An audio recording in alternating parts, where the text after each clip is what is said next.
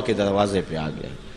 تو اس لیے قیامت سے قبل توبہ کا دروازہ کھلا ہوا ہے، لیکن 40 سال قبل توبہ کا دروازہ بند ہوگا، سورج مغرب سے طلوع ہوگا. پھر کوئی توبہ کرنا چاہے گا بھی، بلکہ ہر کوئی توبہ کرنا چاہے گا، لیکن پھر توبہ جو ہے وہ قبول نہیں ہوگی. اسی طرح اور بہت سارے واقعات قیامت سے قبل جو ہیں وہ ظاہر ہوں گے، جن کی نشاندہی حضور نبی رحمت صلی اللہ علیہ وسلم نے فرمائی ہے. حضرت حذیفہ بن اسید انصاری رضی اللہ تعالی عنہ فرماتے ہیں کہ حضور تشریف لائے اور ہم کسی امر میں بات کر رہے تھے، تو حضور علیہ السلام نے ارشاد فرمایا کہ تم کس چیز کا تذکرہ کر رہے ہو؟ تو ہم نے عرض کی حضور ہم قیامت کے بارے میں ذکر کر رہے ہیں. تو حضور علیہ السلام نے ارشاد فرمایا کہ قیامت اتنی دیر تک قائم نہیں ہوگی جب تک یہ نشانیاں پوری نہ ہو لیں. ان میں سے ایک حضور نے دھوئیں کا ذکر فرمایا، دوسرا دجال کا تذکرہ کیا، تیسرا دابت الارض یعنی یاجوج اور ماجوج کا تذکرہ کیا کہ وہ نکلیں گے. اس طرح سورج کا مغرب سے نکلنا اس کا ذکر کیا، حضرت عیسیٰ علیہ السلام کے نزول کا ذکر کیا. اسی طرح حضور علیہ السلام نے زمین کا 3 جگہوں سے بیٹھ جانے کا ذکر کیا، ایک مشرق میں، ایک مغرب میں اور ایک جزیرہ عرب میں. زمین دھنس جائے گی نیچے، اس کا ذکر کیا.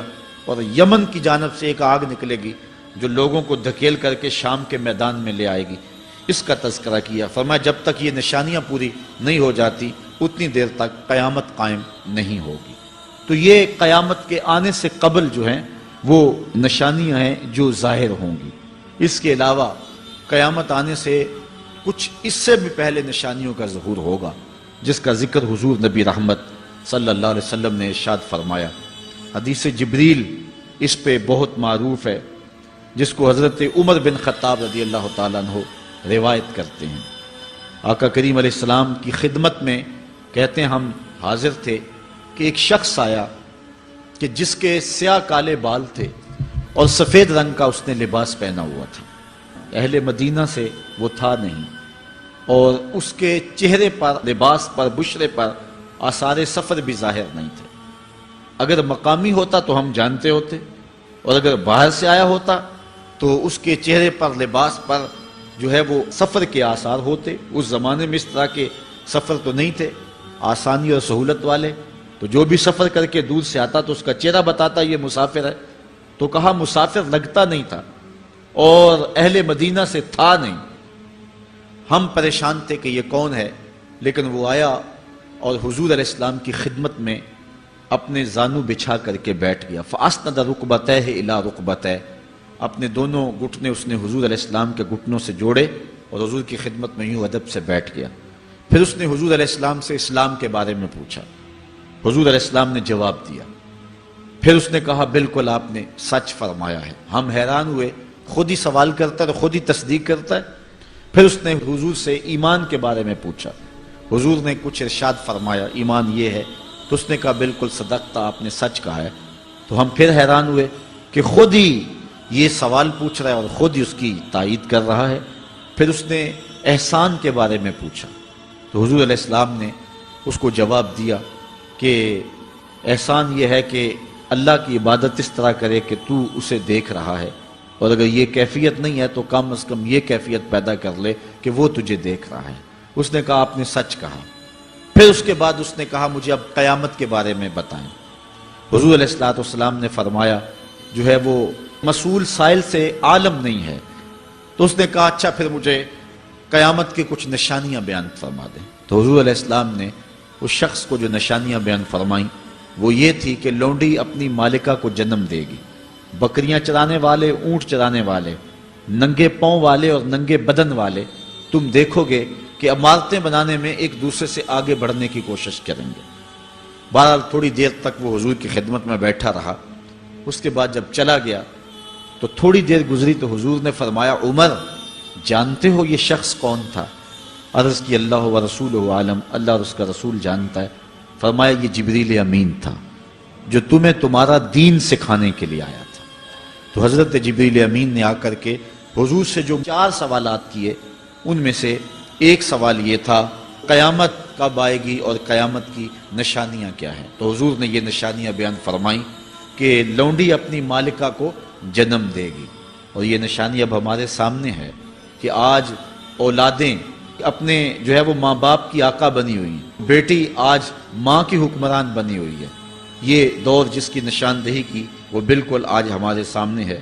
حضرت ابو ہریرہ رضی اللہ تعالیٰ عنہ سے ایک روایت ہے جس کو نبی رحمت صلی اللہ علیہ وآلہ وسلم سے وہ بیان کرتے ہیں، بینما النبی صلی اللہ علیہ وسلم یحدث اذ جاء اعرابی فقال متی الساعہ۔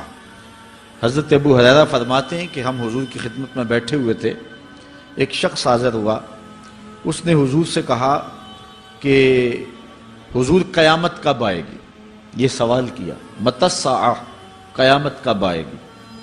آقا کریم علیہ السلام نے اس کو جواب دیا، اذا ضیعت الامانہ فانتظر الساعہ، جب امانت کو ضائع کر دیا گیا تو سمجھ لے قیامت آ گئی۔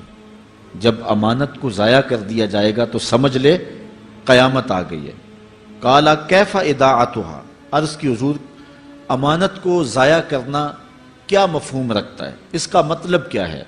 تشریح پوچھی حضور سے، تو حضور علیہ السلام نے جو جواب دیا وہ سماعت کیجئے۔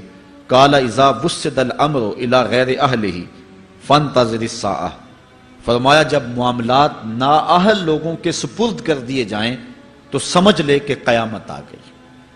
جب مسندوں کے اوپر مسندوں کے حقدار نہیں ہوں گے، جب زاغوں کے تصرف میں عقابوں کا نشیمن آ جائے گا، جب تخت و تاج کے مالک غدار، بے دین اور نااہل لوگ ہوں گے، جب تخت و تاج کی حکمرانی اور مسلح و امامت کے مسند کے اوپر بیٹھنے والے بھی نااہل ہوں گے، تو پھر سمجھ لینا کہ قیامت جو ہے وہ ظاہر ہو رہی ہے، اور قیامت کا پھر انتظار کرنا۔ آج جس زمانے سے ہم گزر رہے ہیں، ہم ذرا نظر اٹھا کر کے دیکھیں تو جس بھی منصب پر ہم کسی شخص کو دیکھتے ہیں، الا ماشاءاللہ کثیر تعداد یہی ہے کہ نااہل لوگ جو ہیں وہ عالی مرتبت مناصب کے اوپر بیٹھے ہوئے ہیں، جو کہ ان کے حقوق کو اور ان کے انتظام کو بھی نہیں جانتے ہیں، جو اس مسند کے تقاضوں سے بھی آگاہ نہیں ہیں، وہ بھی اس مسند کے اوپر بیٹھے ہوئے ہیں۔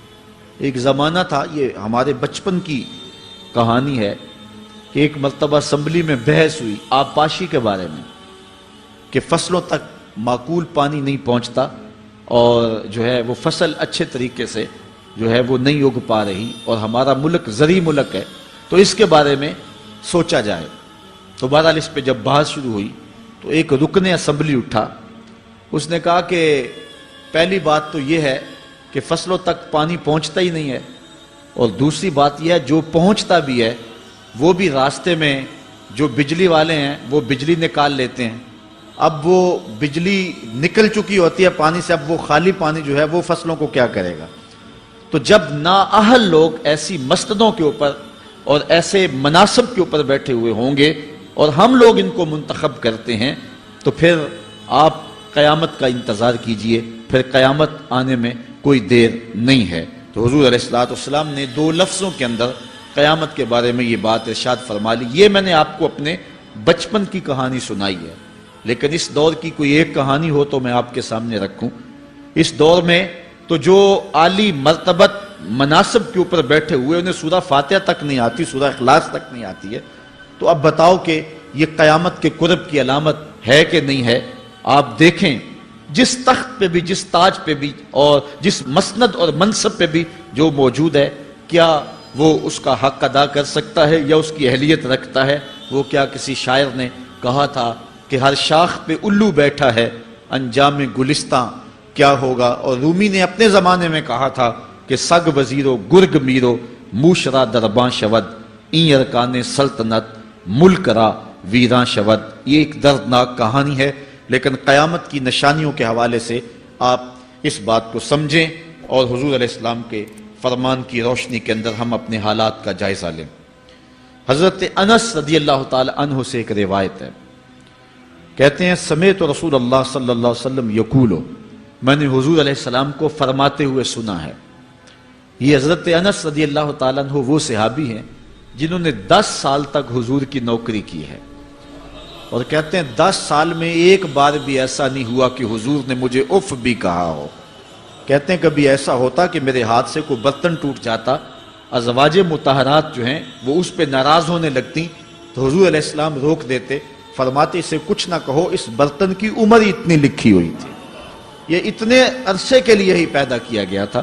تو آقا کریم علیہ السلام نے جو ہے وہ ازواج مطہرات کو بھی روکا کہ وہ مجھے جھڑکے نہ۔ خدمت رسول اللہ صلی اللہ علیہ وآلہ وسلم 10 سنین، میں نے پورے 10 سال حضور کی نوکری کی ہے۔ بلکہ جب آپ کہیں گے کہ حضور کے خادم کا نام کیا ہے، سارے صحابی حضور کے خادم ہیں، لیکن نام حضرت انس رضی اللہ تعالی عنہ کا آئے گا، یہ حضور علیہ السلام کے خادم خاص ہیں، اور حضور سے بہت ساری باتیں انہوں نے سنی ہیں۔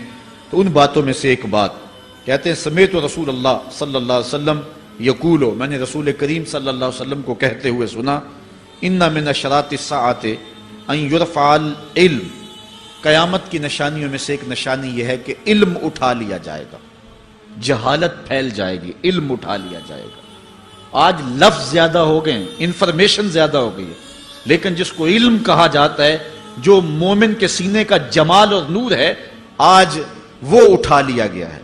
آج لوگ کہتے ہیں جی جتنا علم آج ہے اتنا علم پہلے تو نہیں تھا۔ آج کوئی غزالی دکھاؤ، کوئی رازی دکھاؤ، کوئی رومی دکھاؤ، کوئی احمد بن حنبل جیسا شخص دکھاؤ، کوئی محمد بن حسن شیبانی جیسا شخص دکھاؤ، کوئی امام ابو حنیفہ کے نالین کی خاک جیسا شخص بھی دکھاؤ، تو یہ ایک غلط بات ہے کہ جی پہلے زمانے میں اتنا علم نہیں ہوتا تھا، اب علم بہت زیادہ ہو گیا، جی علم بہت زیادہ پھیل گیا۔ علم نہیں پھیلا ہے، یہ چند معلومات ہیں، انفارمیشن کا دور ہے، اور خبریں ہیں۔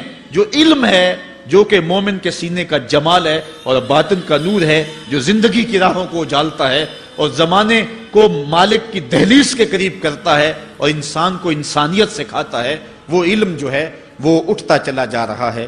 اور حضور سے پوچھا گیا کہ حضور علم سینوں سے اچک لیا جائے گا، سینوں سے کھینچ لیا جائے گا؟ فرمایا نہیں، علماء اٹھا لیے جائیں گے۔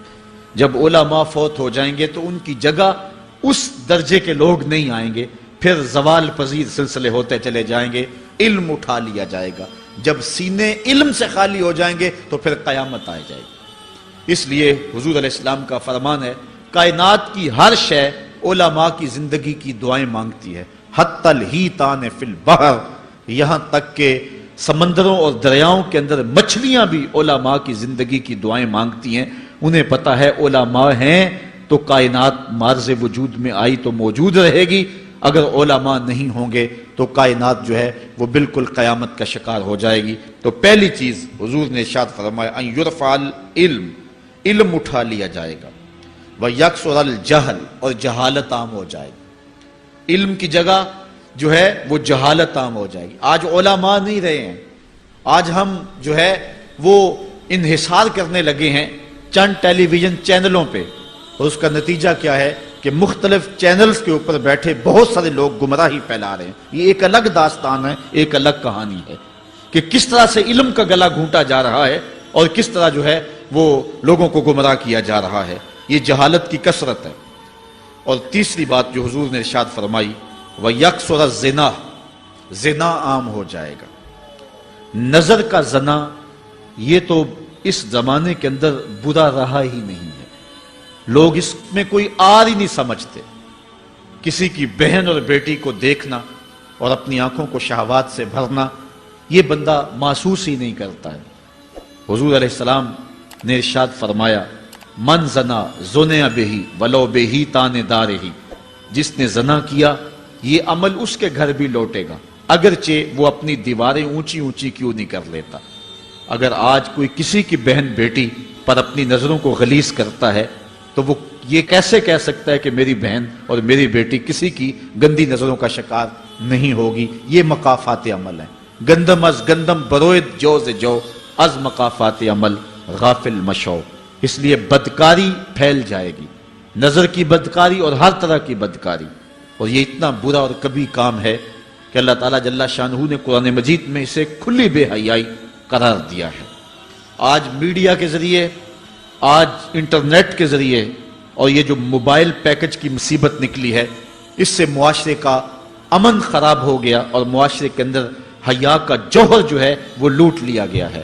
اپنی نسلوں کی حفاظت کریں، ان کے ہاتھوں سے جو ہے وہ ناول چھینیں اور ان کے ہاتھوں سے جو ہے وہ اس طرح کی مخرب اخلاق سیڈیز چھین لیں اور ان کے ہاتھوں میں اللہ کا قرآن دیں اور رسول کریم علیہ السلام کی احادیث تھمائیں اور ان کو راہ حق کا مسافر بنائیں.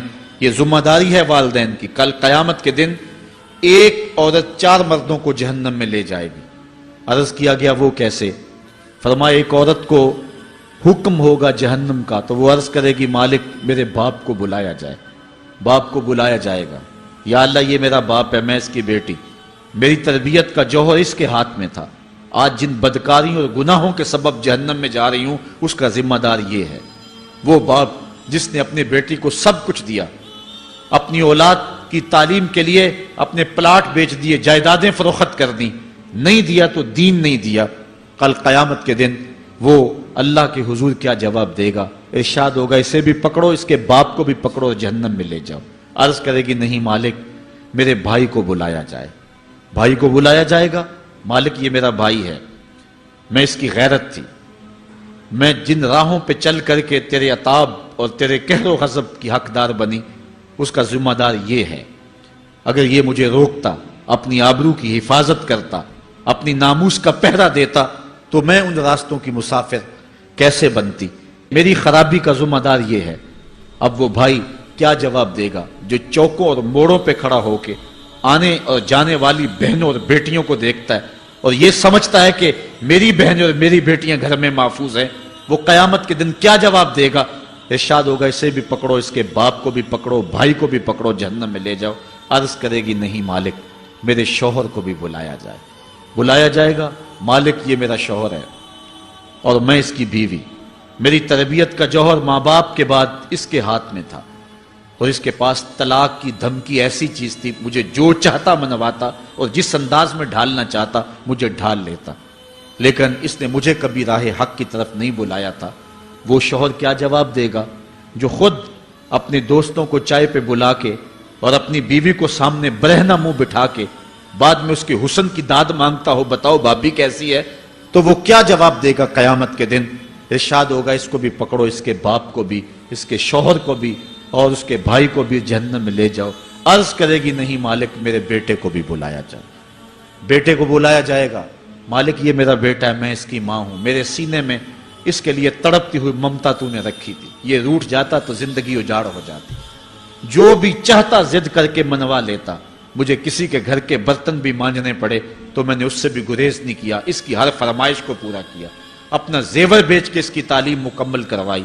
اگر یہ ضد کرتا کہ امی آپ نماز نہیں پڑھتی, میں آپ کے ہاتھ کا کھانا نہیں کھاؤں گا, امی آپ یہ عمل کیوں کرتی ہیں, یہ شریعت میں جائز نہیں ہے, تو میں جو ہے وہ کھانا نہیں کھاؤں گا, تو کیا میری ممتا مجبور نہ ہو جاتی؟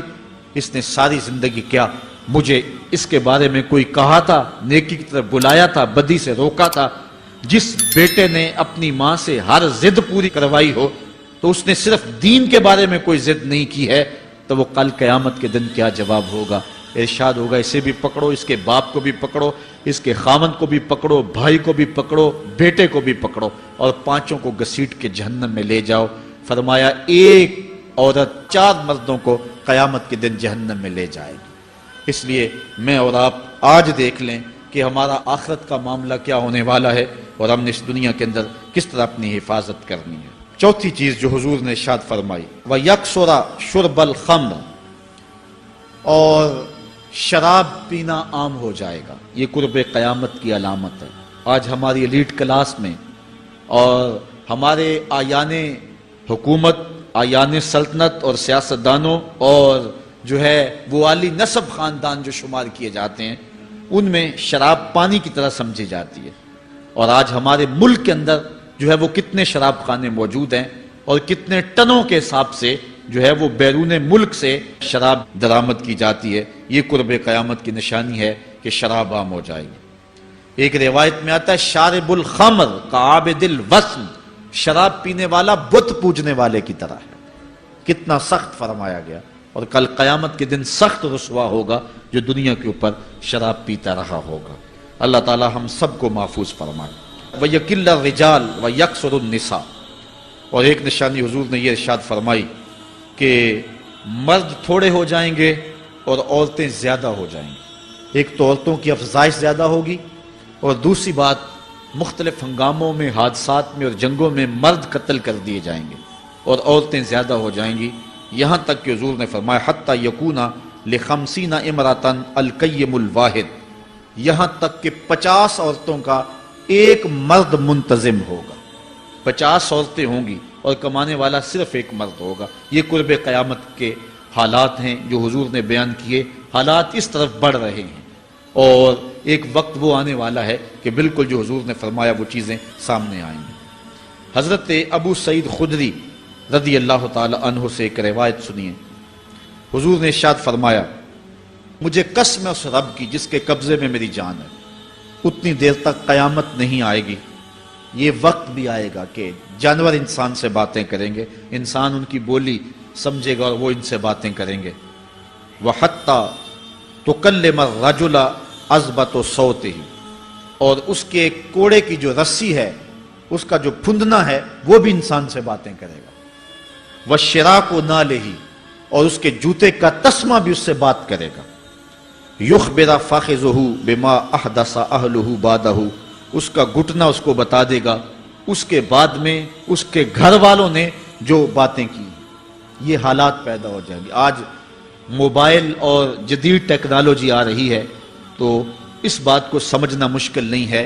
اس زمانے کے اندر جب کہ ان چیزوں کا تصور بھی نہیں تھا، صحابہ نے پھر بھی یقین کیا کہ ہوگا، حضور نے کہا ہے اور آگے بیان کیا، اور آج تو حالات نظر آ رہے ہیں کہ بالکل جو حضور نے بتایا وہ سب کچھ جو ہے وہ ہونے والا ہے۔ حضرت ابو ہریرہ رضی اللہ تعالی عنہ سے ایک روایت ہے، یہ وہ صحابی ہیں جنہوں نے سب سے زیادہ حضور علیہ السلام کے فرامین امت تک پہنچائے ہیں، کثرت کے ساتھ حضور کی صحبت کا دور پایا اور اصحاب صفہ میں سے تھے، زندگی کا ایک ایک لمحہ حضور کی قربت میں گزارا۔ حضرت ابو ہریرہ رضی اللہ تعالیٰ عنہ فرماتے ہیں کہ رسول کریم صلی اللہ علیہ وسلم نے ارشاد فرمایا اذا اتخذ الفیء دیوالا، جب مال غنیمت کو، جب سرکاری خزانے کو اپنی ذاتی دولت سمجھا جائے گا، اس میں تصرف کیا جانے لگے گا، سرکاری خزانے میں لوگ جس طرح چاہیں گے تصرف کریں گے، ایک زمانہ آئے گا اور وہ دیکھ لو بالکل ہمارے سامنے۔ والامانۃ مغنما، اور امانت کو مال غنیمت سمجھا جائے گا، جس طرح غنیمت بندہ استعمال کرتا ہے وہ امانت کو ہی اس طرح غنیمت سمجھے گا اور اس کو جو ہے وہ غصب کر جائے گا۔ والزکوٰۃ مغرما، اور زکوٰۃ کو ٹیکس سمجھے گا، مجبور ہو کے دے گا، وہ زکوٰۃ دینا چاہے گا ہی نہیں۔ اور آج کتنے لوگ ہیں جو زکوٰۃ نہیں دیتے؟ اگر لوگ صحیح طور پہ زکوٰۃ ادا کر دیں اور زکوٰۃ کے جو حقدار ہیں ان تک پہنچے تو پاکستان میں صرف 1-2 سالوں کے اندر غربت ختم ہو جائے۔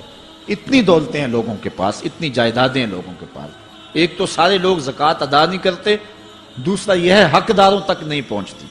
پیشہ ور مانگنے والے اور اس موسم کے اندر جو ہے وہ اپنے آپ کو غریب ظاہر کر کے اور مختلف اپنی مجبوریاں ظاہر کر کے مال ہتھیانے والے بہت سارے ہیں، اور زکوٰۃ دینے والا کہتا ہے میں جلدی جلدی فارغ ہو جاؤں۔ جتنی محنت مال کو کمانے میں صرف کی ہے، اتنی ہی محنت حقداروں کو تلاش کرنے کے لیے بھی کرے تاکہ اس کی زکوٰۃ اصل مصارف تک پہنچے۔ تو قرب قیامت میں یہ ہوگا کہ زکوٰۃ کو ٹیکس جانا جائے گا۔ وَتُعُلِّمَ لِغَيْرِ الدِّينِ، اور علم دین کے لیے حاصل نہیں کیا جائے گا، دین کے علاوہ کے لیے حاصل کیا جائے گا۔ اس کے 2-3 مفاہیم ہیں۔ ایک تو مفہوم ہے کہ علم دین حاصل کرنا لوگ چھوڑ دیں گے، وہ انجینئر اور ڈاکٹر اور کیا کچھ بننے کے لیے جو ہے وہ علم حاصل کریں گے۔ نام خدمت انسانی ہی ہے کہ میں یہ سب کچھ کر کے اپنے وطن کی خدمت کروں گا، انسانیت کی خدمت کروں گا، لیکن بعد میں جب مسندوں پہ بیٹھتے ہیں اور جو حال کرتے ہیں وہ کسی سے مخفی نہیں ہے۔ مسیحا پھر کس روپ کے اندر آتا ہے اور کس طرح قوم کو دونوں ہاتھوں سے لوٹتا ہے، یہ قرب قیامت کی نشانیاں ہیں۔ ہر بندہ جو ہے وہ علم تعلیم حاصل اچھا انسان بننے کے لیے نہیں، با کردار شخص بننے کے لیے نہیں، اچھا مومن بننے کے لیے نہیں، صالح فرد بننے کے لیے نہیں، بلکہ کمائی کرنے کے لیے، زیادہ زیادہ پیسے کمانے کے لیے وہ علم حاصل کرے گا۔ اور دوسری یہ بات کہ جو دین کا علم بھی حاصل کریں گے وہ بھی غرض و غائد جو ہے وہ اپنی چھوڑ دیں گے جس مقصد کے لیے جو ہے وہ علم حاصل کیا جاتا ہے۔ اور یہ قرب قیامت کی نشانی جو حضور نے بیان کی یہ بھی ہم اپنے زمانے میں دیکھ رہے ہیں۔ وَأَطَاعَ الرَّجُلُ امْرَأَتَهُ، اور آدمی اپنی بیوی کی اطاعت کرے گا، جو بیوی کہے گی وہ مانے گا، وَأَقَّى أُمَّهُ، اور ماں کو آگ کر دے گا، ماں کی پرواہ نہیں کرے گا، ماں کی نافرمانی کرے گا، بیوی کی بات کو ترجیح دے گا، اور ماں کی بات جو ہے اس کو ثانوی حیثیت دے گا۔ بہت بدبخت تو ایسے ہیں کہ جو ماں باپ کو ویسے ہی دقیانوسی کا تانا دے کے کہتے ہیں تمہیں تو پتہ ہی نہیں کسی بات کا، دنیا کہاں چلی گئی، اور ان کی کسی بات کو، کسی مشورے کو اور کسی حکم کو کوئی ترجیح نہیں دیتے۔ لیکن جب بیوی اور ماں دونوں کا حکم مقابلے میں آ جائے تو اس وقت وہ بیوی کے حکم کو ترجیح دیں گے۔ یہ قرب قیامت کی علامت ہے جو کہ ہم واضح طور پہ اپنے معاشرے میں دیکھ رہے ہیں۔ وَأَدْنَى صَدِيقَهُ وَأَقْصَى أَبَاهُ، دوست قریب ہوں گے، باپ دور ہوگا۔ دوستوں کو قربت دی جائے گی، ان کے ساتھ بیٹھنا اٹھنا بھی ہوگا، کھانا پینا بھی ہوگا، گپ شپ بھی ہوگی۔ دوست ایک بیل دے تو بندہ دوڑا جائے گا دوست کی پکار پہ، لیکن ماں باپ جو مرضی کہیں تو ماں باپ کی بات کو کوئی ترجیح نہیں دی جائے گی۔ یہ قرب قیامت کی نشانیوں میں سے ایک نشانی ہے، اور اس وجہ سے آج لوگ محروم ہو گئے ہیں اور گھروں میں برکت نہیں رہی۔ ماں باپ اگر کچھ کہیں، کوئی چیز لانے کے لیے بھی کہیں تو بچہ 100 بہانے کرتا ہے اور دوست کی پکار پہ لبیک کہتا ہوا بھاگ اٹھتا ہے۔ وَظَهَرَتِ الْأَصْوَاتُ فِي الْمَسَاجِدِ، مسجدوں میں لڑائیاں ہوں گی، مسجدوں میں جو ہے وہ آوازیں بلند ہوں گی لڑائیوں کی، ایک دوسرے سے الجھاؤ پیدا ہو جائیں گے۔ آج ہماری مسجدوں میں پنکھا بند کرنے سے لڑائیاں شروع ہو جاتی ہیں۔ یہ بالکل آپ کے قریب ایک شہر میں ہوا ہے، ایک آدمی قتل ہو گیا صرف اس معاملے میں کہ وہ ایک کہہ رہا تھا کہ لائٹ بند کر دو، اور دوسرے نے کہا کہ میں نماز پڑھ رہا ہوں تو تم نے مجھے دیکھا نہیں، اور اس بات پہ لڑائی شروع ہوئی، حتیٰ کہ فائرنگ تک نوبت پہنچی، اور ایک آدمی جو ہے وہ قتل ہو گیا۔ آپ نے اخبارات میں پڑھا ہوگا۔ تو اس طرح مسجدوں کے اندر جو ہے وہ لڑائیاں شروع ہو جائیں گی، یہ قرب قیامت کی نشانی ہے۔ وَسَادَ الْقَبِيلَةِ فَاسِقُهُمْ، قبیلے کا سردار سب سے فاسق اور بدتر شخص ہوگا۔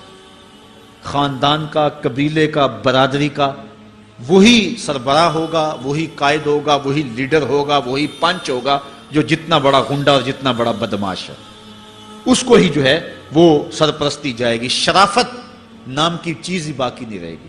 شرافت کے بل بوتے پہ آگے نہ کوئی سیاست میں آ سکے گا، نہ کوئی خاندان میں آگے آ سکے گا، بلکہ اب تو حال ہی ہوا کہ ہماری محافل اور آراس کے اندر بھی جو مہمان خصوصی رکھے جاتے ہیں وہ بھی اس اعتبار سے نہیں رکھے جاتے کہ متقی شخص تلاش کرو جس کو مسند صدارت پہ اٹھایا جائے، جس کو مہمان خصوصی رکھا جائے۔ اس میں بھی یہ دیکھا جاتا ہے کہ کس کا اثر معاشرے کے اندر زیادہ ہے، چاہے وہ اثر و رسوخ اس نے منشیات فروخت کر کے ہی حاصل کیا ہو، کس کی دولت زیادہ ہے۔ الف اللہ جس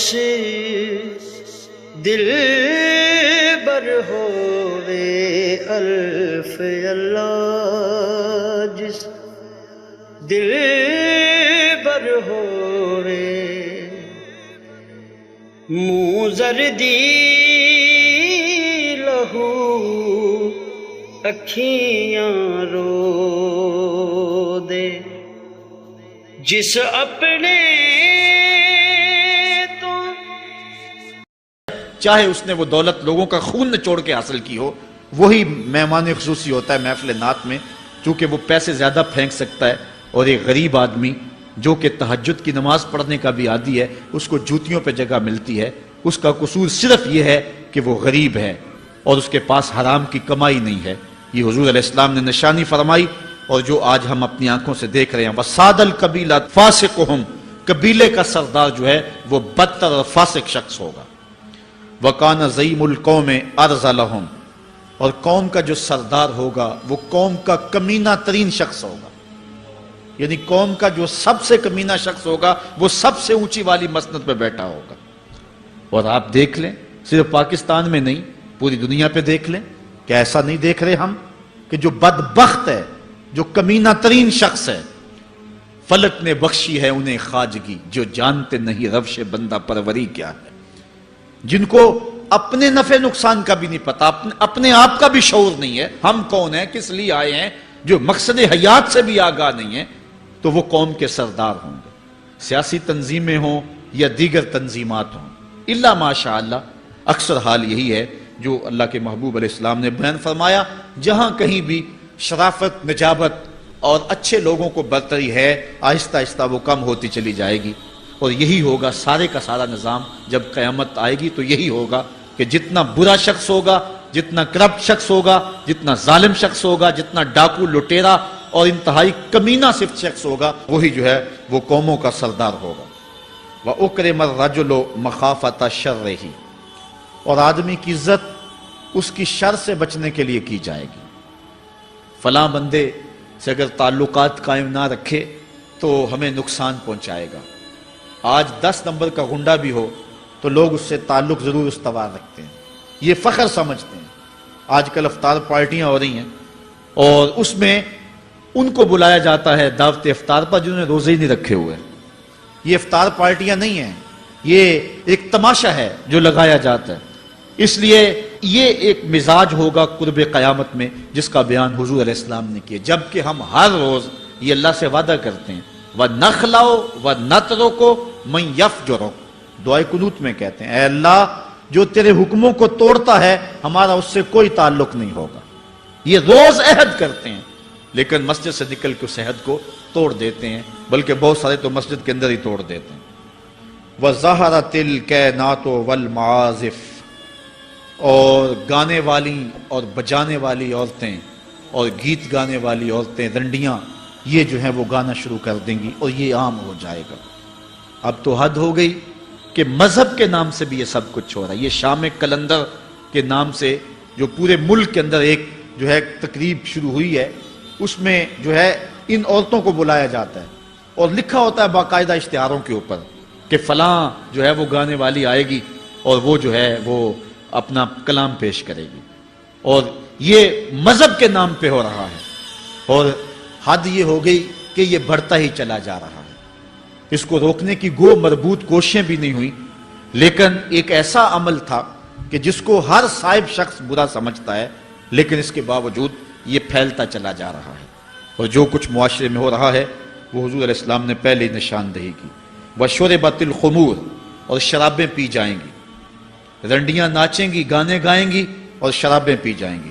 وَلَعَنَ آخِرُ هَذِهِ الْأُمَّةِ أَوَّلَهَا، اس امت کے بعد میں آنے والے لوگ پہلے گزروں پر لعنت کریں گے، کہیں گے انہیں تو پتہ ہی نہیں ہے۔ پاکستان کے اندر باقاعدہ آرٹیکل چھپے اخبارات میں کہ محمد بن قاسم جو ہے وہ ڈاکو تھا، سلطان محمود غزنوی لٹیرا تھا، یہ مضامین شائع ہوئے۔ صحابہ کو گالیاں نہیں دی جا رہی، کتنے لوگ ہیں جو صحابہ کو برا بھلا کہتے ہیں، اور حضور علیہ السلام کے والدین طیبین جن کی وساطت سے یہ درے اور گوہر شاہوار محمد نصیب ہوا، ان والدین کو ممبروں پہ بیٹھ کے کیا جہنمی نہیں کہا جا رہا؟ تو یہ وہ زمانہ، کیا امام حسین کو باغی نہیں کہا جا رہا؟ پہلے لوگ اندر داخل ہو کے کرتے تھے اور کتابچے چھاپتے تھے، اب آہستہ آہستہ ممبروں پہ بھی آ گئے اور یہ بات کہی جانے لگی ہے۔ اس پر باقاعدہ اجتماعات منعقد ہوتے ہیں، اس پہ کہا جاتا ہے۔ ایک ٹی وی چینل کے اوپر یزید کو جو ہے وہ رحمت اللہ تعالی علیہ کہا گیا، کیا کچھ نہیں ہوا، یہ سب کچھ آپ کے سامنے ہے، یہ حضور نے بیان فرمایا، یہ ہونا تھا۔ آقا کریم علیہ السلام نے ارشاد فرمایا وہ وقت آئے گا کہ جو آخر والے ہوں گے وہ سمجھیں گے کہ ہم ہی جو ہے وہ دیندار ہیں، ہمیں دین کا ٹھیکہ ہے، اور پچھلوں پر لعنت بھیجیں گے کہ انہیں کیا پتا تھا دین کا۔ آج پچھلوں کے عقائد پر حملے ہو رہے ہیں اور انہیں مشرک کہا جا رہا ہے۔ میں نے ایک دن کہا تھا یہ بڑے زور سے کہا جاتا ہے جو یا رسول اللہ کہے وہ مشرک ہو جاتا ہے۔ میں نے کہا دیکھو اس فتوے کا اثر کہاں تک جاتا ہے۔ حضور علیہ السلام کے سارے صحابی آقا کریم علیہ السلام کی موجودگی کے اندر بھی، اور پھر دیکھیے مسلمہ کذاب کے مقابلے میں جو جنگ لڑی گئی، اس جنگ کے اندر حضرت خالد بن ولید نے لکھا کہ کافر بھی اللہ اکبر کا نعرہ لگاتے ہیں، ہم بھی اللہ اکبر کا نعرہ لگاتے ہیں، فرق ہی نہیں معلوم ہوتا اپنا کون سا ہے اور بیگانہ کون سا ہے۔ تو حضرت صدیق اکبر نے لکھا کہ جب وہ اللہ اکبر کا نعرہ لگائیں تم اس کے جواب کے اندر یا محمد آہو کا نعرہ لگاؤ۔ وَقَانَ شِعَارُ الْمُسْلِمِينَ يَوْمَئِذٍ یا محمد آہو، اس دن مسلمانوں کا شعار ہی یہ تھا، جو یا محمد یا رسول اللہ کہتا تھا وہی مومن مانا جاتا تھا، باقی کو تہہ تیگ کر دیا جاتا تھا۔ تو اگر یا رسول اللہ کہنا شرک ہے تو پھر سارے صحابی، وہ 10,000 صحابہ جو جنگ یمامہ میں شامل تھے، ان کے بارے میں پھر کیا کہو گے؟ پھر حضرت زین العابدین کے بارے میں کیا کہو گے جو کربلا کے میدان میں مدینے کی طرف منہ کر کے کہہ رہے ہیں یا رحمت للعالمین ادرک لزین العابدین۔ پھر حضرت زینب کے بارے میں کیا کہو گے؟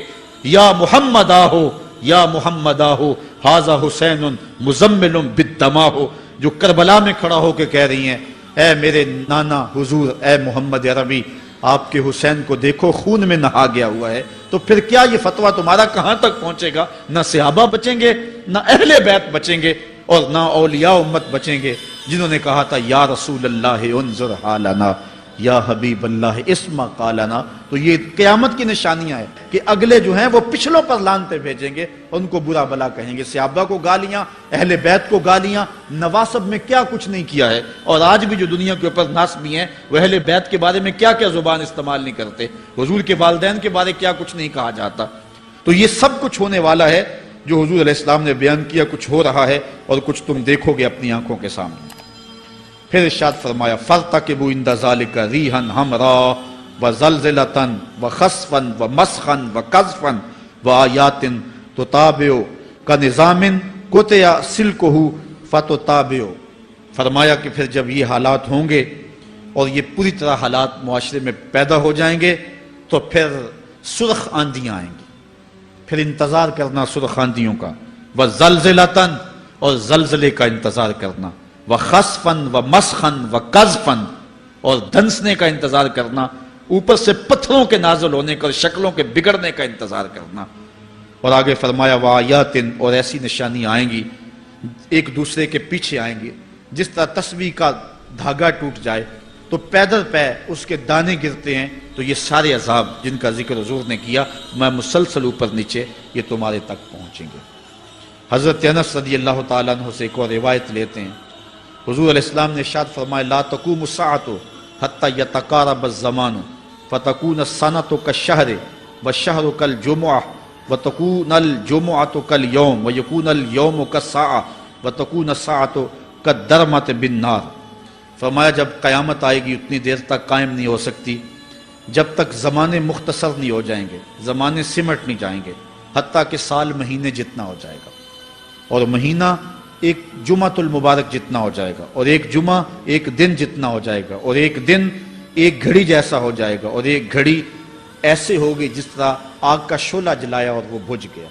اور آج آپ دیکھ نہیں رہے کہ دن کتنی جلدی گزرتا۔ کسی زمانے میں ہم گرمیوں کی چھٹیاں کاٹتے تھے تو گزرتی نہیں ہوتی تھی گرمیوں کی چھٹیاں، لیکن آج آپ دیکھیں یہ دوپہر نہیں گزرتی ہوتی تھی۔ رمضان المبارک گرمیوں کے روزے جب ہمارے بچپن میں آئے تھے تو دوپہر نہیں گزرتی ہوتی تھی، لیکن آج وہی گرمیاں ہیں، لیکن ادھر سے سورج طلوع ہوتا ہے ادھر سے غروب ہو جاتا ہے۔ وقت سمٹ گئے، زمانے سمٹ گئے، اور یہ قرب قیامت کی نشانیاں ہیں۔ خرابی اتنی زیادہ ہوگی، حضور نے ارشاد فرمایا حضرت ابو ہریرہ سے ہے، آدمی گزرے گا اور ایک پرانی سی قبر دیکھے گا اور کہے گا وَيَقُولُ يَا لَيْتَنِي كُنْتُ مَكَانَ صَاحِبِ هَذَا الْقَبْرِ وَلَيْسَ بِهِ الدِّينُ إِلَّا الْبَلَاغُ۔ فرمایا انسان قبر کے قریب سے گزرے گا تو گزرتے ہوئے وہ ٹھنڈی آہ بھر کے کہے گا کاش کہ اس قبر کا مکین میں ہوتا، اور فرمایا دین سوائے آزمائش کے اور کچھ نہیں رہ جائے گا۔ یہ قرب قیامت کی وہ نشانیاں ہیں جو حضور علیہ السلام نے بیان کی۔ ایک اور نشانی حضور علیہ السلام نے بیان فرمائی کہ قرب قیامت کے اندر دین کا کام بھی درہم و دینار سے ہوگا۔ اس کے دو مفاہیم ہیں۔ ایک مفہوم تو یہ ہے کہ دین کا کام کرنے والے بھی پیسے ٹگے کے بغیر جو ہے وہ ایک قدم نہیں چلیں گے۔ کیا آج 2-2 3-3 لاکھ روپے نعت پڑھنے کے نعت خواں وصول ہم سے نہیں کر رہے؟ اور آج جو ہے وہ کیا دین کوڑیوں کے عوض بیچا نہیں جا رہا؟ آج گھر نکلنے سے قبل طے نہیں کیا جاتا کتنے اب دو گے، کتنے واپسی پہ دو گے اور کتنے اوپر نچھاور کرو گے؟ دین کیا کوڑیوں کے عوض اور پیسے کے عوض بیچا نہیں جا رہا؟ ایک اس کا مفہوم یہ ہے، اور دوسرا مفہوم اس کا یہ ہے قرب قیامت میں اگر کوئی دین کا کام کرنا بھی چاہے گا تو درہم و دینار کے بغیر نہیں ہو سکے گا۔ یعنی اس کو ضرورت ہوگی کہ میرے پاس مال ہو، حالات ہوں اور میں دین کا کام کروں۔ اگر اس کے پاس حالات نہیں ہوں گے تو دین کا کام اس کے لیے کرنا مشکل ہو جائے گا۔ جس طرح کسی زمانے میں علماء برگد کی چھاؤں میں بیٹھ کے اور لوگ ان کے پاس بھی آ گئے، کوئی وسائل کی ضرورت نہیں تھی، وہ پڑھا سکتے تھے، لوگ بیٹھ گئے۔ امام محمد بن حسن الشیبانی جب پڑھانے بیٹھے تو آپ کی مجلس میں جو لوگ آ کے سیکھتے تھے وہ تعداد ان کی تو بہت ساری تھی، لیکن جو باقاعدہ آپ کی باتوں کو لکھتے تھے وہ 4000 لوگ تھے۔ 4000 کلمے اور دواتیں حضرت امام محمد بن حسن شیبانی کی مجلس کے اندر پڑی ہوا کرتی تھی.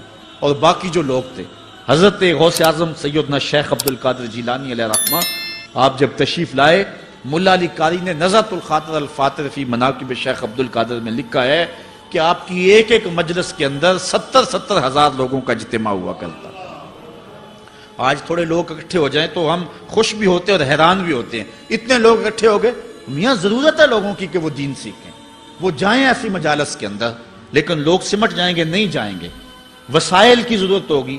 وہ برگد کے درخت کے نیچے بیٹھ کر کے بھی لوگ جو ہیں وہ علم کا چراغ روشن کرتے تھے. جب لارڈ میکالے نے نصاب تعلیم مرتب کیا اور درس نظامی کو اور جو ہے عصری علوم کو الگ کر دیا، تو یہ علماء ہی تھے کہ جنہوں نے برگد کے درخت کے نیچے، پیپل کے درخت کے نیچے بیٹھ کر کے علم کے چراغ کو روشن رکھا. لیکن آج اگر تم ایسا کرنا چاہو گے تو کیا ممکن ہوگا کہ اس چراغ کو تم روشن رکھ لو؟ آج وسائل کی بہر صورت ضرورت ہے. اور آج سے صدیوں قبل علماء نے یہ فتویٰ دیا تھا کہ صدقہ کرنا، زکوٰۃ ادا کرنا یا دیگر امور خیر میں خرچ کرنا بڑا نیکی کا کام ہے. لیکن سب سے بڑا نیکی کا کام اس دور کے اندر آج سے قبل علماء نے فتویٰ دیا تھا کہ دین کے طالب علموں پہ خرچ کرنا ہے. ان پہ اگر خرچ کریں گے تو یہ وہ ایک ایسا موقع ہے کہ جس سے آپ جو ہے وہ حقدار تک حق بھی پہنچا لیں گے اور اس سے دین کو